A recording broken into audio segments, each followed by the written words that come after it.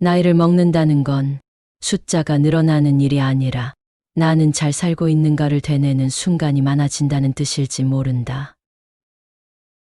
예전에는 바빠서 젊어서 그냥 지나쳤던 질문이 어느 날부터 문득 출근길 지하철 창에 비친 내 얼굴을 보다가 야근 후 텅 빈 사무실에서 혼자 컴퓨터를 끄다가 불 꺼진 거실에 멍하니 앉아 있다가 슬그머니 찾아온다. 나이는 이렇게 먹어가는데 왜 내 인생은 여기서 멈춰 있는 것 같지? 그러나 사실 멈춰 있는 것이 아니라 길 위에서 숨을 고르는 중이다. 나만 멈춰 있는 것 같은 느낌은 실제 멈춤이라기보다 비교가 만들어낸 환상인 경우가 많다. 불교에서는 세상을 인연으로 이어진 흐름으로 본다. 무엇도 홀로 있지 않고 어떤 일도 갑자기 하늘에서 떨어지지 않는다. 이것이 있으므로 저것이 있고 이것이 사라지면 저것도 사라진다. 젊어서 앞만 보고 달리던 시기에는 당장 눈앞에 속도만 보인다. 연봉이 얼마나 올랐는지, 직급이 어떻게 변했는지, 통장 잔고가 얼마인지. 그런데 어느 순간 속도가 아니라 방향이 보이기 시작한다. 나는 지금 어디로 가고 있는가? 이 길 끝에는 무엇이 있을까? 이 질문이 마음에 들어오는 순간부터 우리는 이렇게 느끼기 시작한다. 나는 여기서 멈춘 것 같아. 하지만 농부의 눈으로 보면 이 시기는 멈춘 때가 아니라 땅을 쉬게 하는 때에 더 가깝다. 해마다 같은 땅에서 수확만 한다면 흙은 결국 메마르고 아무리 씨를 뿌려도 싹이 잘 나지 않는다. 그래서 해를 건너뛰며 밭을 쉬게 하는 해가 필요하다. 겉으로 보면 아무것도 일어나지 않는 것 같지만 눈에 보이지 않는 땅 속에서는 다시 살아날 힘을 모으고 있다. 우리 삶도 그렇다. 보이는 성과가 없다고 숫자로 드러나는 것이 없다고 멈춘 것이 아니다. 겉으로 드러나는 모양새는 조용하지만 안에서는 질문이 익어가고 깨달음의 씨앗이 자라나고 있다. 부처님은 한 제자가 저는 다른 이들보다 깨달음이 늦는 것 같습니다 라며 낙담할 때 이렇게 말씀하셨다. 사람마다 씨앗이 다르고 그 씨앗이 트이는 때도 다르다. 남의 밭을 보며 자기 밭을 포기하지 말라. 내가 느끼는 이 정체는 어쩌면 내 삶의 밭을 너무 남의 밭과 비교해서 붙여놓은 이름일지 모른다. 나는 멈췄어 하고 단정하는 대신 나는 길 위에서 잠시 숨을 고르고 있다. 이렇게 생각을 바꾸어 보면 어떨까? 사소해 보이지만 이 생각이 내가 나를 대하는 태도를 조용히 바꿔줄지도 모른다. 요즘 방영 중인 대기업 다니는 김 부장 이야기 속 김 부장은 늘 누군가에게 끌려다니는 사람처럼 보인다. 회사는 실적표로 그를 흔들고 부하는 MG 감성으로 그를 피곤하게 만들고 집에서는 자녀가 원하는 대로 따라주지 않고 각자의 자리에서 각자의 속도로 그의 어깨를 짓누른다. 그런데 가만히 들여다보면 김 부장을 조종하는 것은 눈앞의 상사나 가족만이 아니다. 이 나이에 이 정도 연봉은 받아야 한다. 남들 다 하는 만큼은 해야 체면이 선다. 아이 학교, 아파트 평수, 자동차도 이 정도는 맞춰야 사람 대접받는다. 이런 보이지 않는 기준들이 그를 더욱 단단히 옥죄고 있다. 우리도 크게 다르지 않다. 직장 상사의 무심한 한마디, SNS에 올라온 성공담. 가족들의 기대 섞인 말 한마디가 마치 다수결 투표처럼 쌓인다. 그리고 어느 순간 이 정도면 괜찮은 인생이라는 보이지 않는 기준을 만들어낸다. 우리는 어려서부터 남이 나를 어떻게 볼까를 먼저 배운다. 그래서 회의 자리에서 말 한마디 할 때도 내 말이 옳은가 보다 내가 이상해 보이지 않을까를 먼저 생각한다. 가족 모임에서 내 선택을 이야기할 때도 내가 행복한가 보다 쓸데없는 짓 한다는 말 들을까를 먼저 걱정한다. 이렇게 하루하루 지내다 보면 나도 모르게 내가 아닌 다른 사람으로 살아가고 있다. 남이 써준 각본을 그냥 받아 읽어내려 가는 인생.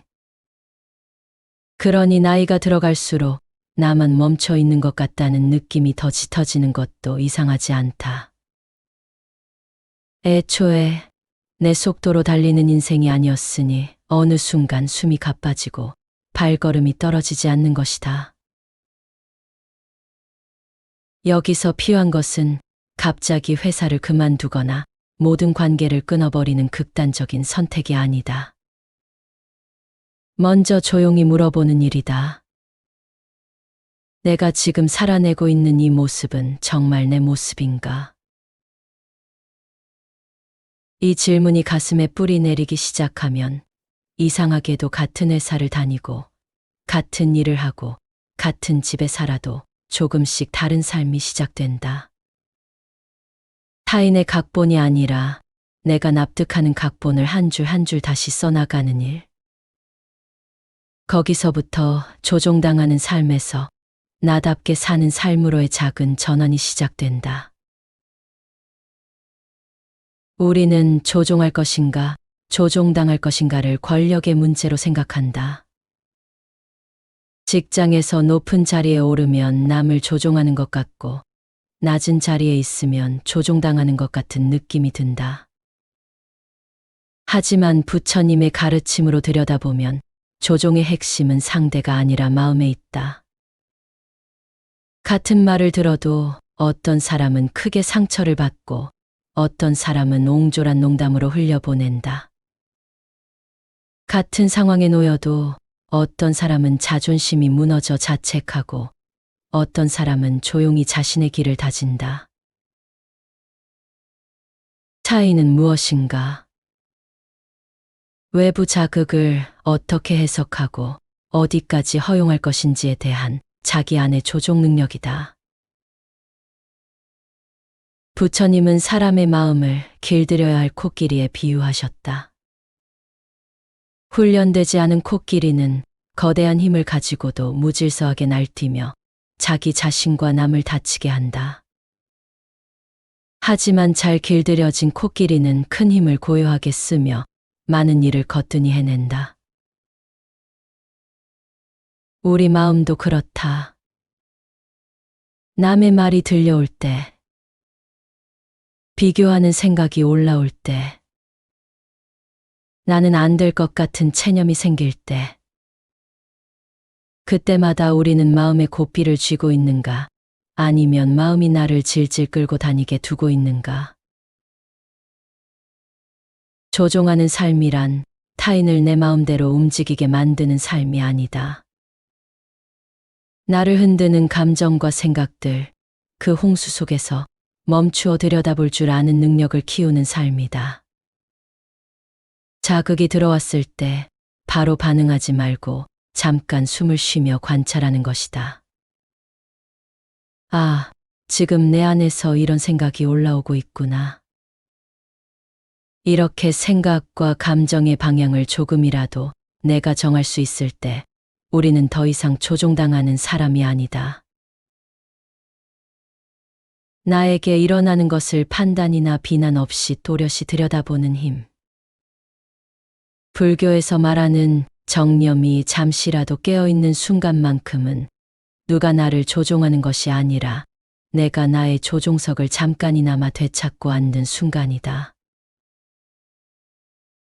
조종할 것인가, 당할 것인가. 이 질문은 타인과의 싸움이 아니라 내 마음의 조종석을 되찾기 위한 싸움이다. 나이를 먹어갈수록 점점 나만 빼고 남들 모두 잘 나가는 것 같아 보인다. 이 느낌은 현대인의 고질병과도 같다. 정보가 넘쳐나는 시대에는 늘 누군가의 성공기가 내 눈앞을 스쳐 지나간다. 부모님에게 새 아파트를 선물했다는 이야기. 경제적 자유를 이루었다는 사람의 강연. 이직의 성공에 연봉이 2배가 되었다는 글. 그 장면들이 스쳐 지나가는 순간 곧바로 비교가 시작된다. 부처님은 다른 사람과 자신을 비교하며 늘 괴로워하던 제자에게 이렇게 말씀을 하셨다. 남보다 나으면 교만에 빠지고 남보다 못하면 스스로를 깎아내린다. 그 둘이 다 괴로움이다. 오늘의 나와 어제의 나를 비추어 보라. 비교의 기준을 남에게 둘 것인가, 어제의 나에게 둘 것인가. 이 차이가 우리 마음의 평화의 결정적인 갈림길이 된다. 나만 멈춰 있는 것 같다는 마음이 들 때 한 번쯤 이렇게 질문을 바꿔보면 좋다. 어제 나와 오늘의 나는 무엇이 달라졌을까? 지난 1년 동안 나는 무엇을 배우고 느꼈을까? 남들이 알아주지 않아도 내가 스스로 기특하다고 느끼는 순간이 단 5분이라도 있었는가? 사실 우리는 남의 하이라이트 장면을 보고 내 인생의 NG 장면과 비교하면서 자꾸만 자신을 깎아내린다. 편집된 화면 속 반짝이는 장면들만 모아놓은 이야기를 보며 삶 전체를 오해한다. 하지만 우리의 인생은 그 사이사이 숨 고르듯 이어지는 수많은 공백의 시간으로 이루어져 있다. 멍하니 창밖을 바라보다가 겨우 일어나 밥을 차려 먹고 툭툭 튀어나오는 한숨을 스스로 다독이고 내일을 버텨낼 마음이 없어도 어디선가 작은 기운을 끌어모아 또 하루를 살아내는 것. 이 느리고 서툰 날들의 합이 내 인생의 진짜 몸통이다.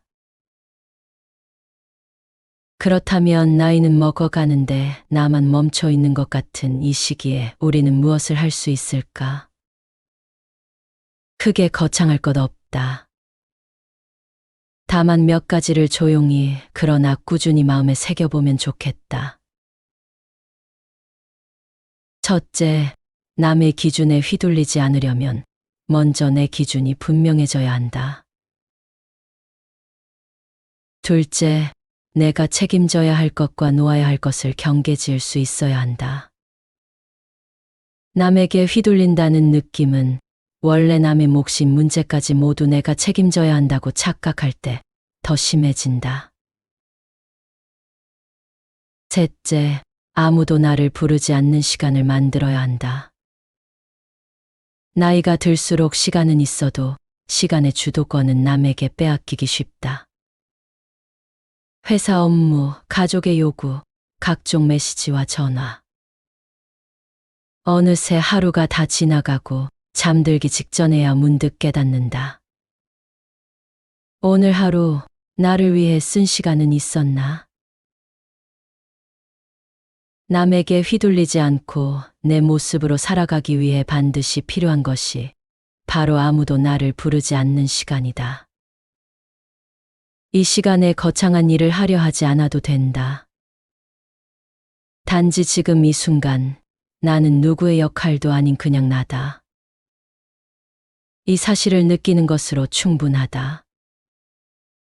마음이 머무는 곳이 곧 내가 사는 곳이라면 이 10분의 시간은 남의 기준이 아니라 내 마음에 머무는 시간이다. 넷째, 자기 연민이 아닌 자기 자비로 나를 대하는 것이다. 힘든 시기에 사람은 쉽게 자기 연민에 빠진다. 왜 나만 이럴까? 나는 왜 이렇게 못났을까? 이 연민의 말은 처음에는 위로가 되는 것 같다가도 결국 나를 더 깊은 구덩이로 밀어넣는다. 불교에서 말하는 자비는 남을 불쌍히 여기는 마음만이 아니다. 나에게도 따뜻하게 말해주는 힘이다. 나이가 들어갈수록 집요하게 나를 비난하는 대신 서툴지만 하루하루를 버텨온 나를 조용히 토닥여 줄 아는 사람. 그 사람이야말로 남에게 휘둘리지 않는 사람이다. 나이는 먹어가는데 나만 멈춰 있는 것 같다는 그 마음은 어쩌면 타인이 붙여준 낙인과 기준 사이에서 발이 묶여 있기 때문에 더 선명해지는 것일지 모른다. 누군가는 젊어서 빠르게 치고 올라갈지 모른다. 하지만 너무 빠르게 오른 사람은 내려오는 법을 몰라 어느 순간 더 크게 넘어질 수도 있다. 반면 느리게 오른 사람은 한 계단 한 계단 넘어지며 익힌 감각이 있다. 어디를 잡고 일어나야 하는지, 어느 정도 속도로 올라야 숨이 차지 않는지, 언제 옆을 돌아보며 다른 이에게 손을 내밀어야 하는지 안다. 내가 바로 그런 사람일지 모른다.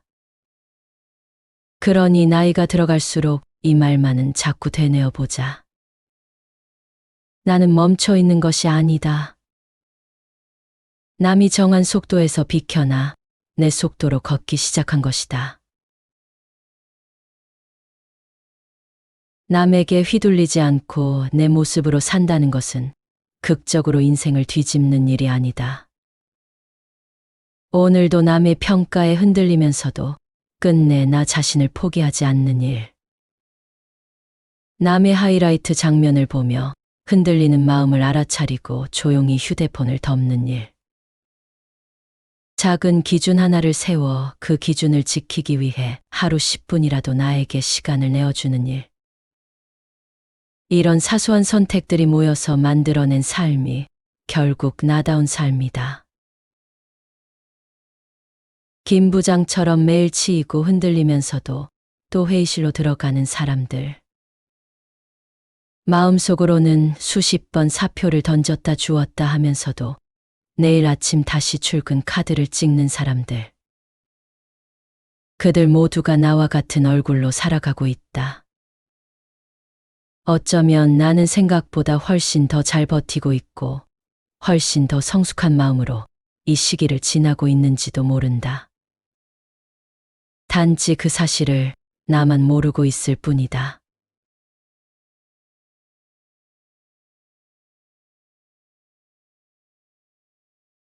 나이를 먹는다는 건 숫자가 늘어나는 일이 아니라 나는 잘 살고 있는가를 되뇌는 순간이 많아진다는 뜻일지 모른다.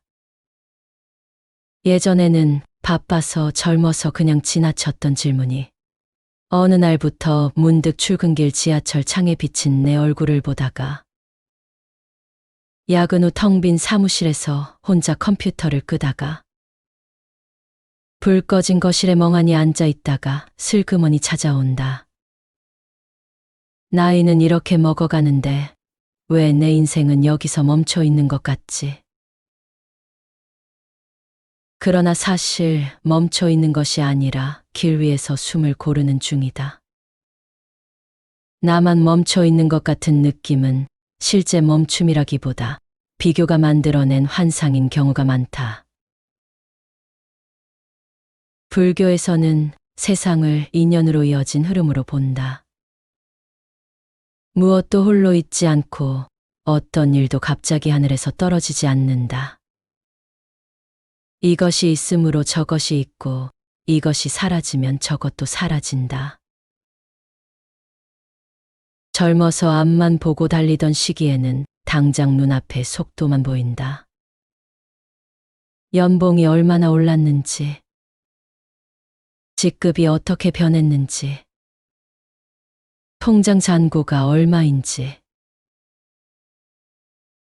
그런데 어느 순간 속도가 아니라 방향이 보이기 시작한다. 나는 지금 어디로 가고 있는가? 이 길 끝에는 무엇이 있을까? 이 질문이 마음에 들어오는 순간부터 우리는 이렇게 느끼기 시작한다. 나는 여기서 멈춘 것 같아. 하지만 농부의 눈으로 보면 이 시기는 멈춘 때가 아니라 땅을 쉬게 하는 때에 더 가깝다. 해마다 같은 땅에서 수확만 한다면 흙은 결국 메마르고 아무리 씨를 뿌려도 싹이 잘 나지 않는다. 그래서 해를 건너뛰며 밭을 쉬게 하는 해가 필요하다. 겉으로 보면 아무것도 일어나지 않는 것 같지만 눈에 보이지 않는 땅 속에서는 다시 살아날 힘을 모으고 있다. 우리 삶도 그렇다. 보이는 성과가 없다고, 숫자로 드러나는 것이 없다고 멈춘 것이 아니다. 겉으로 드러나는 모양새는 조용하지만 안에서는 질문이 익어가고 깨달음의 씨앗이 자라나고 있다. 부처님은 한 제자가 저는 다른 이들보다 깨달음이 늦는 것 같습니다 라며 낙담할 때 이렇게 말씀하셨다. 사람마다 씨앗이 다르고 그 씨앗이 트이는 때도 다르다. 남의 밭을 보며 자기 밭을 포기하지 말라. 내가 느끼는 이 정체는 어쩌면 내 삶의 밭을 너무 남의 밭과 비교해서 붙여놓은 이름일지 모른다. 나는 멈췄어 하고 단정하는 대신 나는 길 위에서 잠시 숨을 고르고 있다. 이렇게 생각을 바꾸어 보면 어떨까? 사소해 보이지만 이 생각이 내가 나를 대하는 태도를 조용히 바꿔줄지도 모른다. 요즘 방영 중인 대기업 다니는 김 부장 이야기 속 김 부장은 늘 누군가에게 끌려다니는 사람처럼 보인다. 회사는 실적표로 그를 흔들고 부하는 MG 감성으로 그를 피곤하게 만들고 집에서는 자녀가 원하는 대로 따라주지 않고 각자의 자리에서 각자의 속도로 그의 어깨를 짓누른다. 그런데 가만히 들여다보면 김 부장을 조종하는 것은 눈앞의 상사나 가족만이 아니다. 이 나이에 이 정도 연봉은 받아야 한다. 남들 다 하는 만큼은 해야 체면이 선다. 아이 학교, 아파트 평수, 자동차도 이 정도는 맞춰야 사람 대접받는다. 이런 보이지 않는 기준들이 그를 더욱 단단히 옥죄고 있다. 우리도 크게 다르지 않다. 직장 상사의 무심한 한마디, SNS에 올라온 성공담, 가족들의 기대 섞인 말 한마디가 마치 다수결 투표처럼 쌓인다. 그리고 어느 순간 이 정도면 괜찮은 인생이라는 보이지 않는 기준을 만들어낸다. 우리는 어려서부터 남이 나를 어떻게 볼까를 먼저 배운다. 그래서 회의 자리에서 말 한마디 할 때도 내 말이 옳은가 보다 내가 이상해 보이지 않을까를 먼저 생각한다. 가족 모임에서 내 선택을 이야기할 때도 내가 행복한가 보다 쓸데없는 짓 한다는 말 들을까를 먼저 걱정한다. 이렇게 하루하루 지내다 보면 나도 모르게 내가 아닌 다른 사람으로 살아가고 있다. 남이 써준 각본을 그냥 받아 읽어내려 가는 인생. 그러니 나이가 들어갈수록 나만 멈춰 있는 것 같다는 느낌이 더 짙어지는 것도 이상하지 않다. 애초에 내 속도로 달리는 인생이 아니었으니 어느 순간 숨이 가빠지고 발걸음이 떨어지지 않는 것이다. 여기서 필요한 것은 갑자기 회사를 그만두거나 모든 관계를 끊어버리는 극단적인 선택이 아니다. 먼저 조용히 물어보는 일이다. 내가 지금 살아내고 있는 이 모습은 정말 내 모습인가? 이 질문이 가슴에 뿌리 내리기 시작하면 이상하게도 같은 회사를 다니고 같은 일을 하고 같은 집에 살아도 조금씩 다른 삶이 시작된다. 타인의 각본이 아니라 내가 납득하는 각본을 한 줄 한 줄 다시 써나가는 일. 거기서부터 조종당하는 삶에서 나답게 사는 삶으로의 작은 전환이 시작된다. 우리는 조종할 것인가, 조종당할 것인가를 권력의 문제로 생각한다. 직장에서 높은 자리에 오르면 남을 조종하는 것 같고, 낮은 자리에 있으면 조종당하는 것 같은 느낌이 든다. 하지만 부처님의 가르침으로 들여다보면 조종의 핵심은 상대가 아니라 마음에 있다. 같은 말을 들어도 어떤 사람은 크게 상처를 받고 어떤 사람은 옹졸한 농담으로 흘려보낸다. 같은 상황에 놓여도 어떤 사람은 자존심이 무너져 자책하고 어떤 사람은 조용히 자신의 길을 다진다. 차이는 무엇인가? 외부 자극을 어떻게 해석하고 어디까지 허용할 것인지에 대한 자기 안의 조종 능력이다. 부처님은 사람의 마음을 길들여야 할 코끼리에 비유하셨다. 훈련되지 않은 코끼리는 거대한 힘을 가지고도 무질서하게 날뛰며 자기 자신과 남을 다치게 한다. 하지만 잘 길들여진 코끼리는 큰 힘을 고요하게 쓰며 많은 일을 거뜬히 해낸다. 우리 마음도 그렇다. 남의 말이 들려올 때, 비교하는 생각이 올라올 때, 나는 안 될 것 같은 체념이 생길 때, 그때마다 우리는 마음의 고삐를 쥐고 있는가, 아니면 마음이 나를 질질 끌고 다니게 두고 있는가.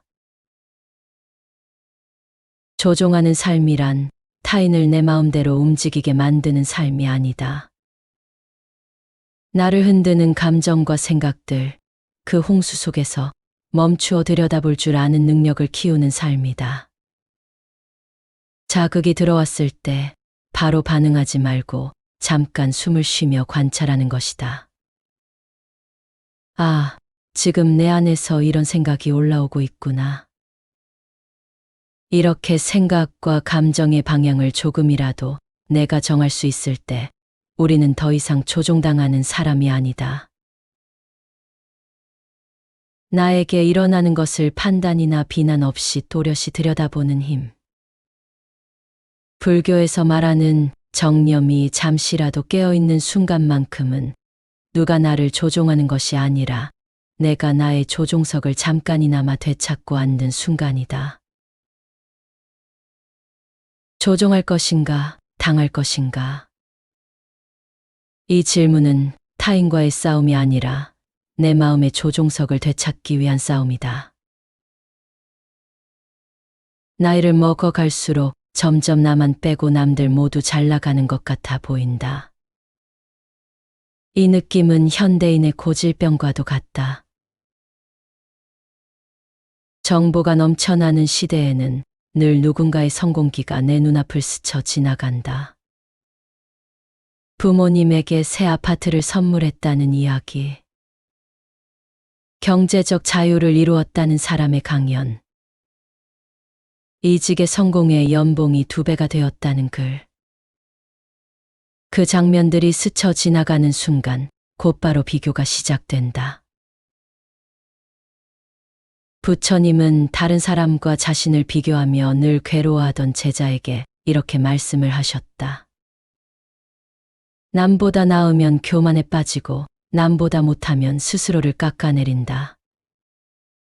그 둘이 다 괴로움이다. 오늘의 나와 어제의 나를 비추어 보라. 비교의 기준을 남에게 둘 것인가, 어제의 나에게 둘 것인가. 이 차이가 우리 마음의 평화의 결정적인 갈림길이 된다. 나만 멈춰 있는 것 같다는 마음이 들 때 한 번쯤 이렇게 질문을 바꿔보면 좋다.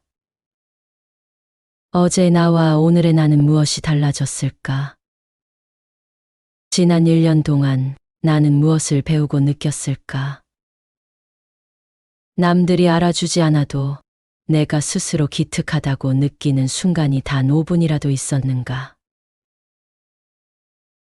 사실 우리는 남의 하이라이트 장면을 보고 내 인생의 NG 장면과 비교하면서 자꾸만 자신을 깎아내린다. 편집된 화면 속 반짝이는 장면들만 모아놓은 이야기를 보며 삶 전체를 오해한다. 하지만 우리의 인생은 그 사이사이 숨 고르듯 이어지는 수많은 공백의 시간으로 이루어져 있다. 멍하니 창밖을 바라보다가 겨우 일어나 밥을 차려 먹고 툭툭 튀어나오는 한숨을 스스로 다독이고 내일을 버텨낼 마음이 없어도 어디선가 작은 기운을 끌어모아 또 하루를 살아내는 것. 이 느리고 서툰 날들의 합이 내 인생의 진짜 몸통이다. 그렇다면 나이는 먹어가는데 나만 멈춰 있는 것 같은 이 시기에 우리는 무엇을 할 수 있을까? 크게 거창할 것 없다. 다만 몇 가지를 조용히 그러나 꾸준히 마음에 새겨보면 좋겠다. 첫째, 남의 기준에 휘둘리지 않으려면 먼저 내 기준이 분명해져야 한다. 둘째, 내가 책임져야 할 것과 놓아야 할 것을 경계지을 수 있어야 한다. 남에게 휘둘린다는 느낌은 원래 남의 몫인 문제까지 모두 내가 책임져야 한다고 착각할 때 더 심해진다. 셋째, 아무도 나를 부르지 않는 시간을 만들어야 한다. 나이가 들수록 시간은 있어도 시간의 주도권은 남에게 빼앗기기 쉽다. 회사 업무, 가족의 요구, 각종 메시지와 전화. 어느새 하루가 다 지나가고 잠들기 직전에야 문득 깨닫는다. 오늘 하루 나를 위해 쓴 시간은 있었나? 남에게 휘둘리지 않고 내 모습으로 살아가기 위해 반드시 필요한 것이 바로 아무도 나를 부르지 않는 시간이다. 이 시간에 거창한 일을 하려 하지 않아도 된다. 단지 지금 이 순간 나는 누구의 역할도 아닌 그냥 나다. 이 사실을 느끼는 것으로 충분하다.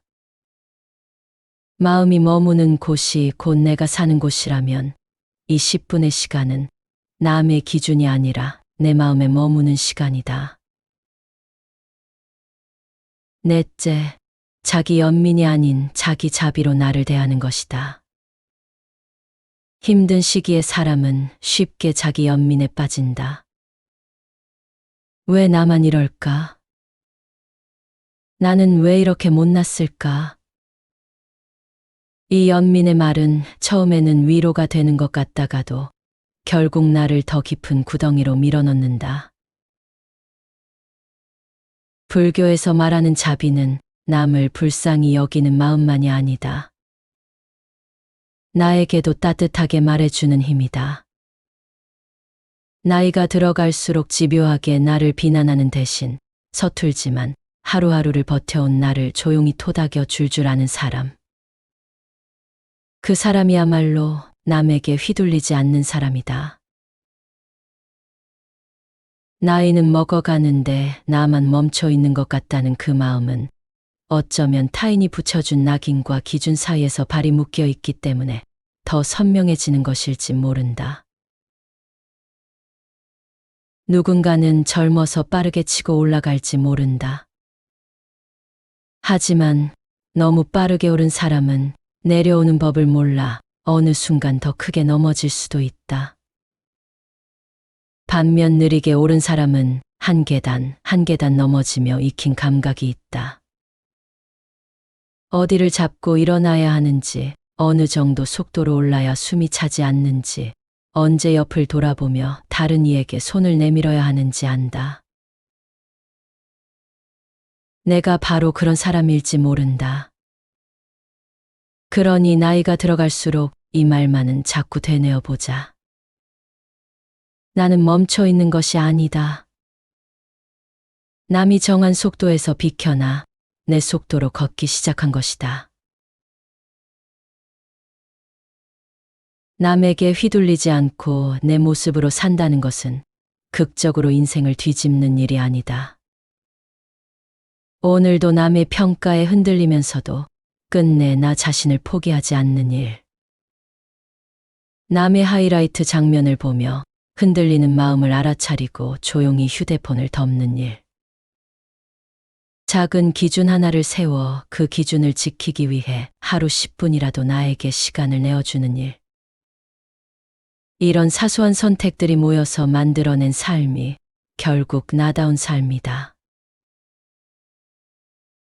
김 부장처럼 매일 치이고 흔들리면서도 또 회의실로 들어가는 사람들.